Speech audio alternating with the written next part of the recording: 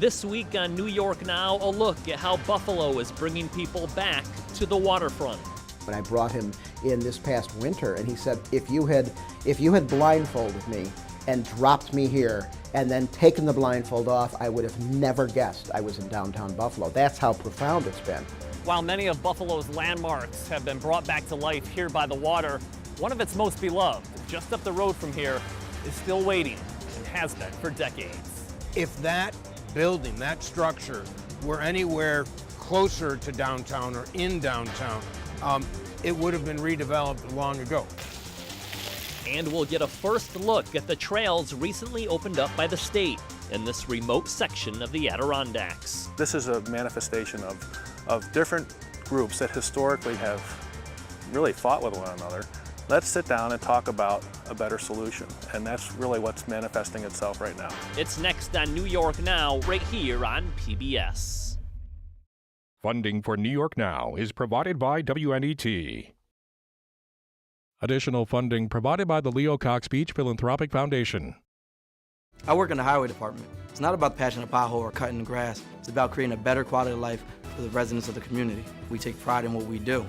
I was born in this community, I was raised in this community, and I'm proud to provide service to the residents in this community.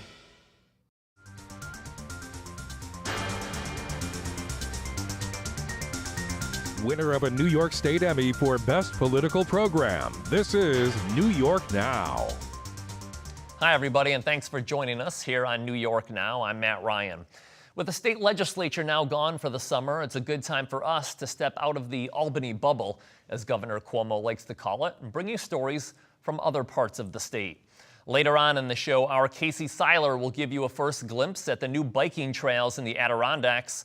It's an effort by Governor Cuomo and his administration to open up an area not normally frequented by tourists. But first up, we head out to Western New York for two stories. We'll take a look at why one of the most iconic landmarks in Buffalo continues to waste away. But we start off on the Inner Harbor, where after years of bickering, city and state officials have found a way to revive their waterfront. Love Bridge, everybody down. Love Bridge, yeah, we're coming to a town. Buffalo is home to the western terminus of the Erie Canal, the transformational body of water that turned the city into one of the most important destinations in America. But you know the story by now. Those tall ships that dotted the edge of the Queen City shoreline started to become less frequent around the mid-20th century, thanks to the creation of the St. Lawrence Seaway and the general migration away from the Rust Belt cities. In addition to losing jobs and a big chunk of its population, Buffalo also lost something else: the connection to its waterfront. 8 years ago, the area was an overgrown parking lot surrounded by a chain link fence. The people of Buffalo, at least in downtown Buffalo, had no means, no access to, enjoy its greatest asset, its greatest natural asset, its water. Sam Hoyt is the Western New York Regional President for the Empire State Development Corporation.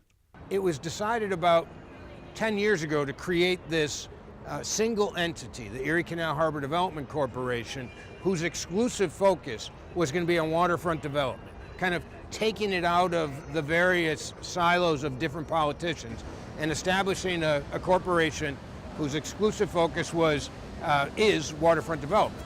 In Buffalo, it's simply known as Canalside.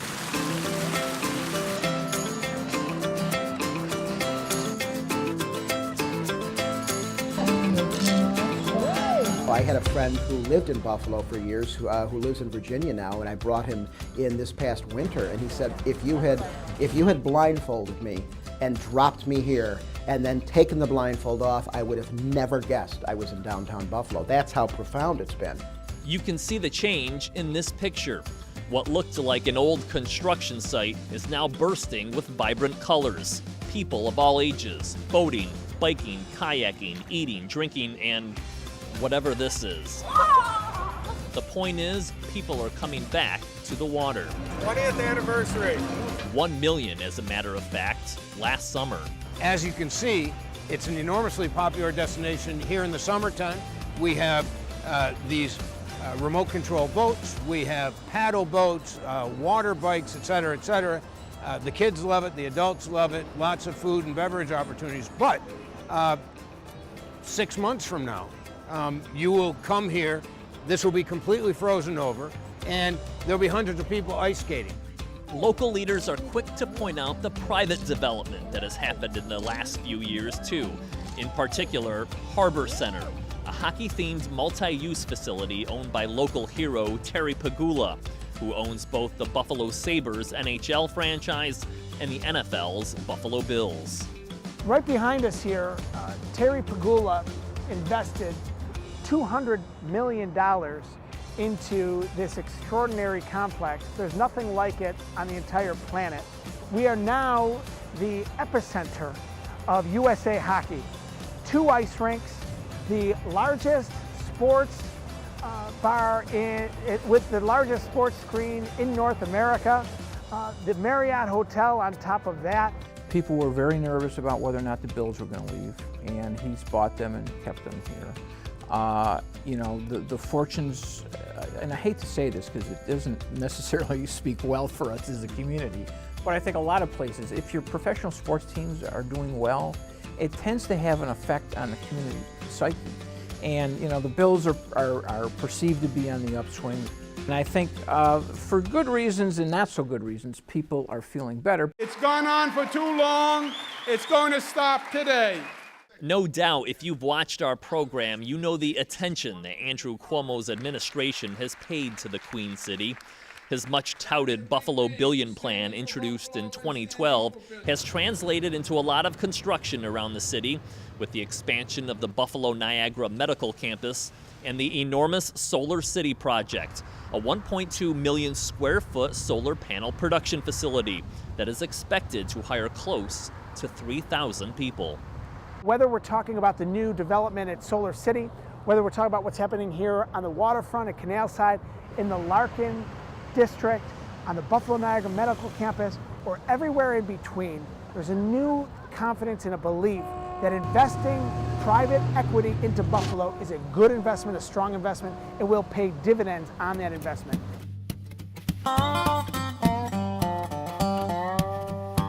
Rick Smith saw the potential here on the waterfront. A local business owner, around 10 years ago, he purchased what is now called Silo City, a collection of 3 of the historic grain elevators along the Buffalo River. He's turned the grounds into a gathering place for the local art scene.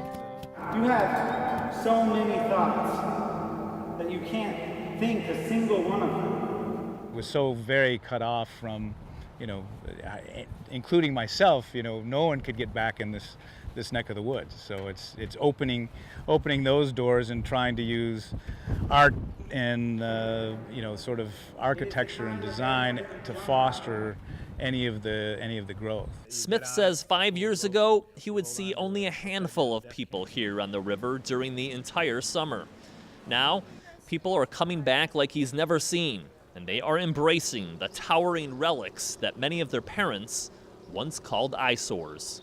You don't have structures like these in this much of a cluster anywhere else on the planet on both sides of the river. So it makes a really, you know, unique man-made sort of cool canyon to cruise through on a boat, and it's more, you know, it's from the water, it's pretty awe-inspiring. Not everything in Buffalo, though, is wine and roses.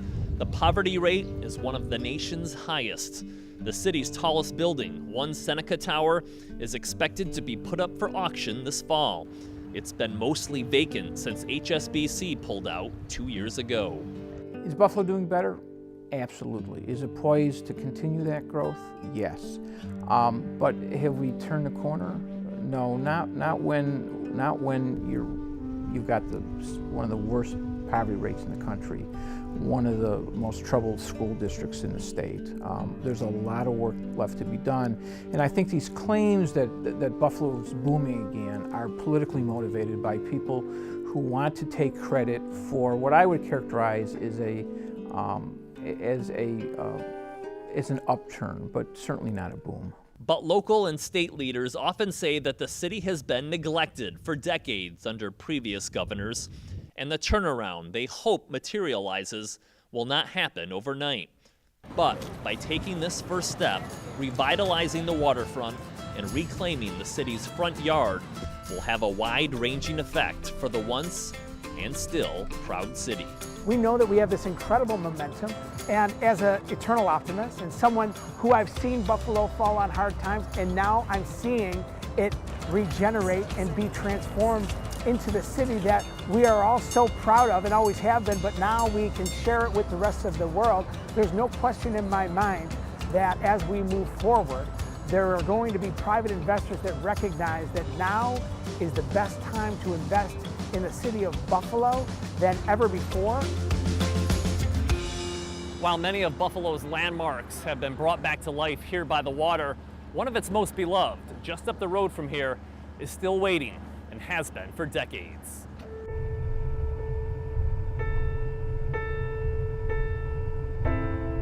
Two miles away from Buffalo's Canalside stands another landmark representing Buffalo's illustrious past. But in contrast to the celebrated revival going on along the inner harbor, the 17-story Central Terminal train station continues to waste away.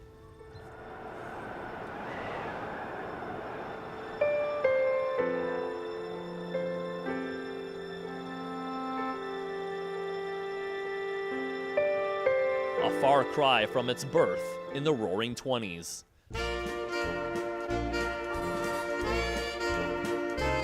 Back then, Buffalo needed a train station to match its booming economy.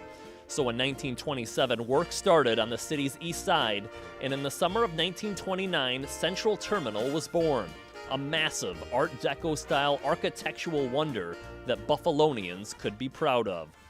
But the timing couldn't have been worse. Just 4 months later, the stock market crashed, initiating the Great Depression.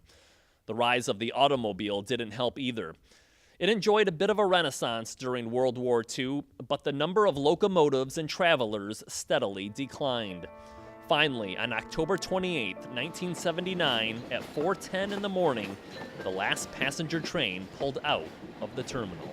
The demand just wasn't there. Even during the 60s and the early 70s, large portions of the building were going unutilized and were basically just mothballed to the point that the concourse, there was temporary walls across it, so you would just come in and out the exit, proceed directly to your train. People weren't utilizing the waiting rooms, the ticket facilities like originally intended. As a college student, I was coming home on many midnight trains from the Midwest and arriving in the Central Terminal, at least my first 2 years. Then they closed it, and I remember thinking, wow, what are they going to do with this building?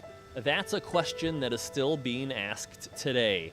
After passenger service stopped, the building changed hands a number of times. Anything of value was either sold or stolen. The once proud building was now abandoned. Finally, in 1997, a group called the Central Terminal Restoration Corporation was created and took over the building for $1 plus back taxes. The goal? To somehow rehabilitate this Western New York icon. When the organization took over, we've removed cars, washers, dryers, refrigerators, to the point there was so much debris on this concourse floor that it was close to 3 foot deep, that one of the pilasters fell, or one of the column capitals off the pilasters fell, they hit the ground and didn't even break. I mean, that's how much padding there was of just garbage in here. After time, volunteers were able to clear the concourse, and they decided to see if anyone had any interest in coming back inside the old place. The first time we opened the building for a tour, the line was down to the end of the driveway to the circle for people looking to get back in. And when we first opened and started doing tours, obviously tours were limited to the limited space that had been cleaned up. This clock is the actual original clock that stood at the center of the terminal. So since then, every year we try to add another space, and it's not just the removal of the trash, it's the stabilization. If there is any, abatement or any environmental concerns, all the areas that are open to the public have been tested and cleared, and so there's a lot of steps to being able to open up a new space. We got the chance to see parts of the Central Terminal not shown on a regular tour. At times it felt like we were walking inside the remnants of the Titanic. Long darkened hallways, debris on every floor, and the rusted remains of what used to be a robust operation, and quite possibly the best view of downtown. People in Buffalo love this building.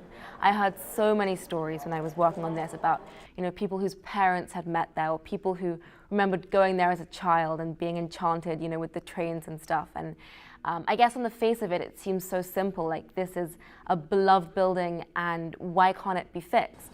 But once you kind of dig under the surface, there are so many problems which don't all have easy answers. Charlotte Keith works for the Investigative Post. While reporting on a story about the terminal, she found infighting among board members was stalling potential investments. A real kind of crisis moment came when one of the board members, who is a developer, made a cash offer for a very dilapidated section of the building. And for one reason, one thing led to another, and it kind of fell through. And I think a lot of board members felt that was kind of the sticking point because they had this real chance to make progress and it slipped away. Paul Lang is a local architect and the head of the Restoration Corporation. While he agrees there have been some missed opportunities, he says what concerns him most is sustainability. Maybe I had a different viewpoint of it than a lot of the board members because I'm kind of younger than the majority of the board. Like, I'm the one that might still be involved 20 years down the road when this is now a nightmare because the relationships haven't been worked out. The initial reward and gain was there. I don't want to be the one that everybody's coming back to later going, how'd you screw up this? With a new board in place, the nonprofit put out an RFP this year in hopes of attracting new partners. We went through a lot of tours with local developers. We actually had surprisingly interest from outside the region as well.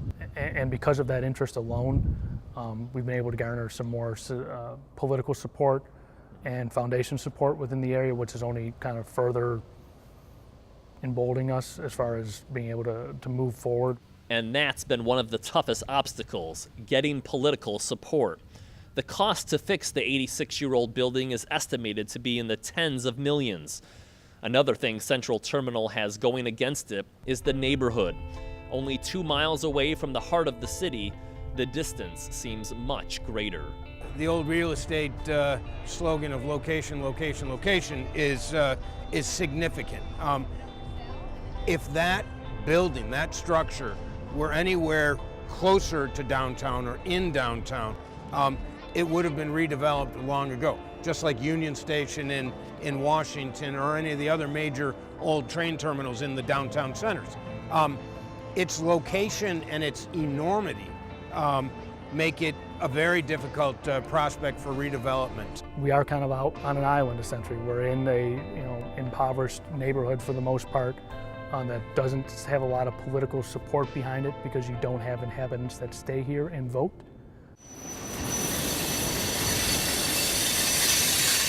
Believe it or not, trains still go by. In fact, multiple times a day. It's a very, very active line. We've actually seen an increase. It used to only be a handful of trains a day. Now it's, you can probably hear it in the background now, it's regular occurrence. If we were to give them a reason to stop here again, or they could easily stop it. It's not like you have to build new lines, right? They're literally right there. Central Terminal falls in the district of State Senator Tim Kennedy, who says the progress the city has made in restoring some of the history by the water could potentially make its way to the East Side neighborhood. I believe with time, and as Buffalo builds this momentum and private equity is invested in the city, there are great cultural centers and economic centers of the past and our great history, like the Central Terminal, that new life will be breathed into, and there are great preservationists that have helped to keep that history alive and hold it for those investors. And I believe it's only a matter of time, and I believe probably sooner than later we'll have that critical investment into the Central Terminal that we rightfully need and it rightfully deserves. Paul Lang certainly hopes so. How much does he love this place? Enough that he proposed to his future wife atop the old building, and he can't think of a better example of his city's resilience. The timeline of the building kind of goes along very nicely with Buffalo's timeline as far as rise, fall, kind of slow rebirth, and it just has all those features that are very Buffalonian. There's a very, rustic, do-it-ourselves, kind of to hell with you, we'll make it work ourselves kind of attitude that go along with the building. An apt description of not only the building, but the city and the people who live here in Western New York. All right, we shift our focus from Buffalo to the North Country. For decades, the only sort of wheels to have traveled over the 20 miles of roads around the Essex chain of lakes were attached to logging trucks or vehicles transporting members of a handful of elite hunting lodges. This summer, though, brought a change. Our news truck was only able to go so far on the trail, so we strapped a GoPro onto Casey Seiler's mountain bike to get a first look on a rain-soaked day in the central Adirondacks. 2 years ago, the state purchased this land from the Nature Conservancy, which had initially acquired it from the Finch Prine Paper Company. For decades, the land had been largely off-limits. Thousands of acres of trout-rich lakes, ponds, and other wetlands alternating with stands of old and new-growth forest. Now, the Department of Environmental Conservation wants to give visitors the chance to explore the chain lakes by bike. The agency officially opened these trails last month as a way to attract more tourists to the Blue Mountain region. I grabbed a bike and joined a party of 3, including Corey O'Day, a senior forester with the DEC, who worked on the trail design. She was the only member of our party dressed properly to contend with the most plentiful wildlife we saw, deer flies. I see a lot of deer in here. They probably would see deer, turkey. Wildlife would definitely be sighted, but the ride we're taking today, actually, you ride over, between a couple of lakes. You can ride to the Hudson River, the Cedar River. So there's a lot of good stopping places, scenic places. You're absolutely getting bombed by insects. So, yeah. I mean, what would you recommend people bring along? This is fairly remote. You're not going to pass a convenience store coming out here. No. From Newcomb. So, I mean, what do people need to bring? I recommend a long shirt and long pants for bugs, a hat. Obviously, you'd be wearing a helmet. A lot of water, bug spray, GPS maybe, definitely a map. Take a photo of the kiosk map even, and a camera. The camera will come in handy. Our 7-mile eastward ride from Deer Pond Road to the Polaris Bridge on the Hudson ran under thick canopy and across open meadows. Perhaps the most scenic spot is the narrow bank separating 4th Lake and 5th Lake, a vantage that affords a panoramic view of water and wood. I wish I could report that the bugs disappeared when we were drenched by a summer downpour. The trails are currently open under a draft unit management plan that's been in development since the track was added to the Forest Preserve in 2013. DEC Regional Director Bob Stegeman said the new trails and the overall plan for the chain lakes struck the proper balance between access and preservation. In every unit management plan process, there's push and pull. And that's expected. I mean, this is a manifestation of different groups that historically have really fought with one another. Let's sit down and talk about a better solution, and that's really what's manifesting itself right now. And I think the bike trail is a good example of that. But very much in the previous tradition, elements of the plan remain in dispute. While most of the newly accessible trails are north of the Cedar River, the management plan includes the proposed construction of a 140-foot bridge across it. The Chain Lakes Road used to connect from Indian Lake to Newcomb, and that bridge washed out the most recent bridge washed out in 1978, and our plan proposes to rebuild it, and so you could feasibly ride from Newcomb to Indian Lake. We've had a lot of people, oh my gosh, there's been a lot of people here. While some environmental groups have expressed concern about whether the bridge will lead to too much motorized travel in the wilderness, local leaders and businesses hope the resulting recreational corridor, parallel to the Hudson and the Indian Rivers, will draw the sort of tourists who are currently bypassing the Blue Mountain region for the high peaks. Ruth Olbert of Cloud Splitter Outfitters in Newcomb predicted a fight over the bridge. She's one of a group of local investors who received a $100,000 recreation hub grant to start up a guide company to equip visitors to the chain lakes. They used a chunk of the money to secure a passenger van, canoe trailer, and a fleet of 10 fat-wheeled bikes capable of handling snowpack as well as warm weather terrain. Olbert said the new opportunity for tourism represented by the bike paths is the sort of thing the community, perched for so long on the edge of so much beauty, has been waiting for. If you get a chance to head up to the trails, we can only hope you won't have the weather we did, but it was well worth it. One last thing before we go, you can watch this or any of our past programs on our website, nynow.org. While you're there, you can follow links to us on Facebook, Flickr, and Twitter, where our handle is @nynow_PBS. And we'll link you to the Capitol Confidential blog run by Casey Seiler and his crew. That can be found at timesunion.com. And that will do it for us. State Education Commissioner Mary Ellen Elia will join us next week right here on New York Now. We hope to see you then. We say goodbye today with more footage from our travels around the state. For Casey Seiler and everyone here at New York Now, thanks for watching, and we'll see you next time right here on this PBS station.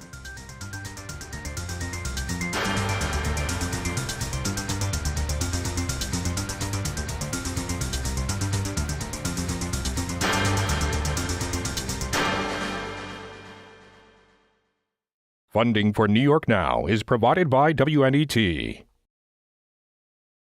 Additional funding provided by the Leo Cox Beach Philanthropic Foundation. Caring about people is what I do. It's in my blood. And if they need a little extra care, someone with compassion has to do it. Why not me? This makes me a better mother, a better wife, and a better person in my community.